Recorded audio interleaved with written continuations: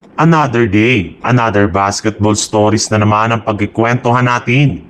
At ngayon nga ay ang pag-uusapan natin ang balitang pagkuha ng Los Angeles Lakers kay Bam Adebayo at ang balitang pinakamalaking trade na maaaring magawa ngayon ng Golden State Warriors. Ayon nga sa kalalabas pa lang na balita ng isang NBA insider, nakapagdesisyon na nga daw po ang front office ng Miami Heat sa pangunguna ng kanilang presidente na si Pat Riley na hindi na nga daw po nila ibabalik pa next season ang kanilang kasalukuyang lineup at ang majority sa kanilang mga players. Sa madaling salita, sigurado nga na gagawa sila ng trade as soon as bumukas na ang off-season. Sa katunayan, ayon nga sa lumabas na balita mula sa isang NBA insider, willing na nga daw po sila na i-trade ang halos lahat ng kanilang mga manlalaro. Yes, lahat. Maging si Bam Adebayo nga ay ipang-offer nila sa iba't ibang team para lamang makakuha sila ng mga bagong players na makakatulong sa next season. At isa nga daw sa mga team na pwede nilang kausapin dito ay ang Los Angeles Lakers na matagal na rin naman ngang interesado kay Bam Adebayo.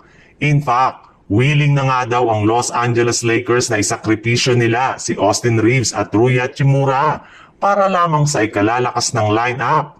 Naniniwala nga ang Lakers na kaya ni Bam Adebayo na makipagsabayan kina Luka Doncic at LeBron James bilang kanilang pinakabagong starting center. Ang balita naman, mismong si Coach Steve Kerr nga ang nagsabi na bagamat man nga gusto niya na panatilihin ang majority sa kanilang mga players ngayong off-season, ay hindi rin naman nga nila ito magagawa dahil kakailanganin pa rin nila dito na magsakripisyo para lamang makakuha ng isang legit na starting center. Ayaw na rin naman nga daw niya na gamitin si Draymond Green bilang kanilang sentro since kapag ginagamit nga nila ito ay parati silang nadedehado pagdating sa pagkuha ng rebound.